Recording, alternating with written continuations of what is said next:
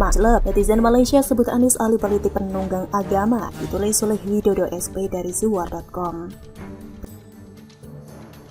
Sebelum kita lanjut, jangan lupa subscribe dan nyalakan loncengnya agar Anda menjadi yang pertama mendapatkan informasi dari jurnal terupdate. Ketika asyik scrolling layar ponsel untuk melihat apa yang terjadi di dunia Instagram pada Minggu sore 9 Februari, postingan akun IG @narkosun menarik perhatian saya. Seorang netizen asal Malaysia mengunggah komentarnya soal wacana menukarkan Jokowi dengan beberapa pejabat negara setempat, lalu dibalas oleh netizen kita dengan menukarkan Anies Baswedan.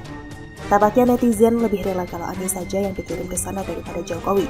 Kita pahamlah alasannya apa ya, bahkan kalau perlu dikirim sekalian satu paket dengan Novel Bamukmin, Rocky Gerung, dan konco-konco sefrekuensi dari kubu mereka. Nah, yang menarik adalah saat netizen negeri jiran itu berkomentar sambil menyebut Anies sebagai ahli politik penunggang agama, tepatnya begini tulisannya. Yang ini kelakar, seseorang cadangkan Ismail dan semua menteri Malaysia yang tak berguna itu dengan Jokowi. Komen dari warga Indonesia pula cadangkan tukar dengan Anies Baswedan sahaja. Sampai di sini masih terkesan biasa, tapi lihat tambahan informasinya. Untuk info, Anies adalah ahli politik penunggang agama macam Hadi Awang, disertai emotikon ketawa sambil nangis. Mak Duh, segitunya ya, nama Anies sebagai penunggang agama ternyata sudah terkenal sampai ke Malaysia sana. Saya yakin kalau ada yang iseng mengajukan pertanyaan atau survei kecil, apakah warga Malaysia mau menerima sosok Anies untuk memimpin di sana? Mayoritas warga di sana pasti akan menolak. Saya yakin pada era keterbukaan informasi dan masifnya pemberitaan di media sosial, ada banyak ulasan mengenai sisi negatif Anies Baswedan sebagai politisi yang suka menunggang agama sudah diketahui oleh dunia internasional. Ibarat kata, hanya orang yang buta informasi yang gak ngerti siapa Anies dan sepak terjangnya di pentas politik Indonesia sejak 2016 sampai hari ini. Strategi politik identitas segala pola tingkah pendukungnya, juga betapa barbarnya perilaku mereka termasuk kepada Ahok pasti diketahui oleh dunia luar. Apalagi Malaysia, ini kan negara tetangga ya. Ibarat kata, apa sih kejelekan yang tidak diketahui oleh tetangga dekat yang temboknya nempel kayak Malaysia dan Singapura? Apakah fans fanatik Pan Abud nggak mikir kalau para TKI di sana akan diam saja dan gak bocorin soal sosok Anies di sana? Jadi semakin jelas sekarang bahwa sebaiknya masyarakat jangan pernah mempertimbangkan sosok Anies sebagai alternatif buat memimpin negeri ini. Bawang warga negeri jiran saja bilang kalau Anies ahli politik penunggang agama. Masa di sini dianggap hebat? Kan nganu banget ya? Begitulah kura-kura. Bagaimana menurut Anda? Baliho Anas getarkan Cikeas, Jokowi pun hampir lupa sapa AHY, ditulis oleh Nina Nur dari Zuar.com. Sebelum kita lanjut, jangan lupa subscribe dan nyalakan loncengnya agar Anda menjadi yang pertama mendapatkan informasi dari jurnal terupdate. Ada hal menarik yang terjadi pada hari Jumat tanggal 17 Februari. Presiden Jokowi menghadiri acara peringatan hari ulang tahun ke-50 Partai Persatuan Pembangunan atau PPP. Dalam memberikan kata sambutannya, banyak hal yang disinggung oleh Presiden Jokowi, salah satunya terkait pemilu 2024. Tentu saja Presiden Jokowi mendoakan kesuksesan PPP dalam pemilu legislatif. Kemudian Presiden Jokowi bertanya siapa capres yang bakal diusung oleh PPP, sambil menyebut bahwa para capres atau cawapres hadir di acara itu. Lalu beliau menyapa mereka satu persatu, dari Prabowo, lalu Erick Thohir, Sandiaga Uno, dan Mahfud MD. Namun Presiden Jokowi kemudian menyebut bahwa beliau hampir lupa ada AHY juga di sana. Saya sangat cenderung untuk menganggap bahwa Presiden Jokowi itu bukannya hampir lupa sama AHY, namun memang sengaja mau godain AHY. Menyeratkan bahwa AHY itu bukan orang yang sama pentingnya dengan orang-orang yang lebih dulu disapa oleh Presiden Jokowi. Dibandingkan dengan Prabowo, Erick Thohir, Sandiaga Uno, dan Mahfud MD, AHY ini seakan gak ada apa-apanya. Gak selevel dengan mereka itu ya gak sih? Sementara SBY ini kan beberapa kali mengeluarkan pernyataan yang merendahkan Presiden Jokowi, seperti menyebut Presiden Jokowi tinggal gunting pita di proyek-proyek infrastruktur yang katanya sebelumnya sudah hampir selesai di era SBY. Juga menyebut bahwa rakyat hidup lebih baik di era SBY, sampai rakyat itu katanya rindu sama kepemimpinan SBY dan Partai Demokrat. Hingga menyebut bahwa kondisi Indonesia sekarang tidak baik-baik saja. Mungkin Presiden Jokowi sekalian mengingatkan bahwa AHY hanya bisa memuji-muji bapaknya. AHY kan gak bisa menunjukkan prestasinya sendiri, lah kok mau nyapres. Oleh sebab itu Presiden Jokowi menyapa para capres atau cawapres yang memang sudah ketahuan kinerjanya. seperti Prabowo, Erick Thohir, Sandiaga Uno, dan Mahfud MD. Beliau tahu dong, kan semuanya menteri-menterinya di kabinet presiden. Dengan menempatkan jeda dan membedakan bahwa AHY hampir terlupakan, itu kan sama dengan menyentuh bahwa AHY ini gak jelas kinerjanya. Gak jelas pernah ngapain aja buat rakyat dan gak jelas kerjanya banyak.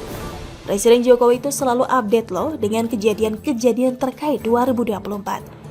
Semua manuver-manuver partai dan kelakuan para elit politiknya, beliau pasti tahu sepak terjang mereka yang disebut-sebut sebagai bakal capres atau cawapres 2024. Terlebih bakal koalisi yang katanya akan membawa perubahan di Indonesia. Sementara Presiden Jokowi dan jajarannya kan sudah kerja keras membangun dan menjaga bangsa dan negara ini. Lalu berjuang keras melewati pandemi dan berbagai krisis. Tiba-tiba ada 3 partai yang mengusung bakal capres dengan menawarkan perubahan. Kurang ajar kan itu? Saya kira Presiden Jokowi juga tahu soal adanya baliho besar dari mantan Ketua Umum Partai Demokrat, Anas Urbaningrum, yang sekarang masih menjalani masa hukumannya di penjara. Anas ini dipenjara karena kasus gratifikasi mobil dan korupsi proyek Hambalang. Dengan masa jabatan selama 8 tahun, Anas ini diperkirakan akan bebas pada bulan April 2023. Sebentar lagi akan bebas. Nah, baliho raksasa Anas Urbaningrum ini diletakkan di lokasi yang sangat strategis, yakni di kawasan Cibubur yang dekat dengan kediaman SBY, Cikeas. Baliho ini bertuliskan "Tunggu beta balik" atau "Tunggu aku kembali". Ini balihonya memang super gede ya. Di gambar itu kan kelihatan perbandingannya dengan mobil dan motor. Sebesar itu ya, lebih besar ketimbang baliho AHY yang pernah saya lihat di kawasan Salemba. Kelihatan sekali bahwa baliho itu diposisikan sebagai sebuah ancaman. Buat mereka yang merasa saja ya, tapi kalau buat kita sih ya seru-seru aja. Mengenai siapa yang memasang baliho itu, sebuah media online, Merdeka.com, memuat pernyataan dari ex-kader Partai Demokrat Mirwan Amir. Menurut Mirwan Amir, dia mengaku tidak mengetahui siapa yang memasang baliho itu. Akan tetapi Mirwan menyebut bahwa yang memasang adalah para kader PKN atau Partai Kebangkitan Nusantara. Jadi maksudnya Mirwan ini tahu tapi nggak tahu siapa persisnya gitu ya. Nah, PKN sendiri merupakan partai yang didirikan oleh para loyalis Anas. Mereka-mereka yang setia sama Anas Urbaningrum, antara lain mantan anggota DPR dari fraksi Demokrat, Mirwan Amir, ex-pengurus Demokrat, Ian Zulfikar, aktivis HMI Arsal Hardi, wartawan dan fotografer Bobi Triadi, serta Sri Mulyono yang kini menjabat Sekretaris Jenderal PKN. Saat ini Ketua Umum PKN dijabat oleh I Gede Pasek Suardika dan juga merupakan mantan kader Demokrat. PKN ini sudah lolos sebagai peserta pemilu 2024 dengan nomor urut 9. Nomornya bagus ya, kalau Partai Demokrat memakai nomor urut yang sama dengan yang dulu di pemilu 2019, yaitu 14. Katanya sih karena nomor 14 itu kalau ditambah huruf S di depan dan huruf P di belakang, maka bacaannya menjadi siap atau siap. Oh, kayak baliho AHY siap itu dong ya, yang dulu dipasang pada tahun 2018, tapi gak pernah jelas siapnya buat apa. Kalau yang sekarang sih sudah dijelaskan, siapnya itu siap menyongsong pemilu 2024. Di sisi lain, Anas Urbaningrum juga dinyatakan siap kembali terjun ke dunia politik setelah bebas nanti. Yang menyatakan adalah Sekjen PKN Sri Mulyono kepada media.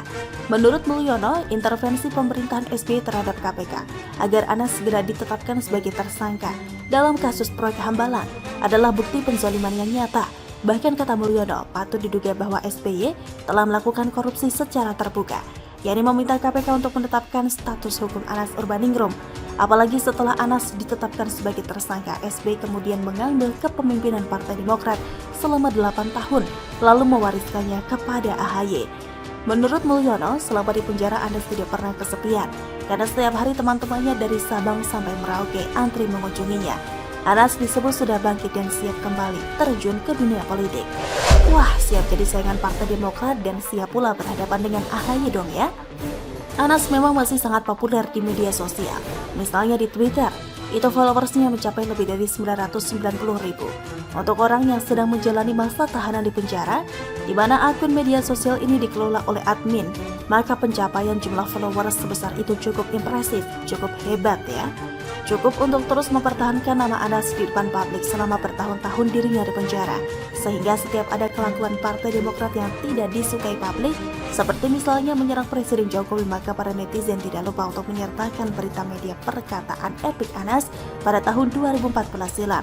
Pasti ingat dong kata-kata Anas yang ini. Seandainya saya SBY, saya akan mengantar sendiri Mas Ibas ke KPK. Ini perkataan terseram buat Cikeas. Dulu kan yang bilang ini di penjara, sekarang dalam hitungan bulan yang bersangkutan bakal bebas dari penjara. Nah, saat itulah yang sedang dinanti-nantikan oleh publik dan Presiden Jokowi tentunya. Apakah Anas akan mengulangi kejadian dulu oleh Antasari Azhar pada waktu Pilkada DKI Jakarta tahun 2017 silam? Ketika itu mantan Ketua KPK yang beberapa bulan sebelumnya mendapatkan status bebas bersyarat tiba-tiba saja berkicau. Antasari mengungkapkan adanya pesan dari SBY untuk tidak menahan besan SBY, Aulia Pohan. Namun Antasari menolak permintaan itu. Dan 2 bulan sesudah pesan itu disampaikan ke Antasari, dirinya tersandung kasus pembunuhan itu. Oleh sebab itu Antasari menduga adanya kriminalisasi di balik kasus itu. Info heboh itu diungkapkan Antasari sehari sebelum hari pencoblosan di Pilkada DKI. Dan menurut SBY, Antasari melakukan hal itu untuk membuat pasangan AHY Silviana Murni kalah. Nah, apakah Anas akan mengulangi kehebohan itu yang bakal mempengaruhi perolehan suara Demokrat di pemilu 2024? Saya kira ini ketakutan terbesar yang dirasakan oleh Cikeas. Namun, ada pula netizen yang berspekulasi soal kemungkinan Anas ini seperti Andi Malarangeng. Andi itu kan sesudah bebas dari penjara, lalu kembali ke politik masuk Partai Demokrat. Dan sekarang menjadi salah satu petinggi Demokrat. Apakah ada kemungkinan Anas seperti Andi? Wah, ini menarik ya, untuk kita tunggu gimana perkembangannya. Kura-kura emang juara.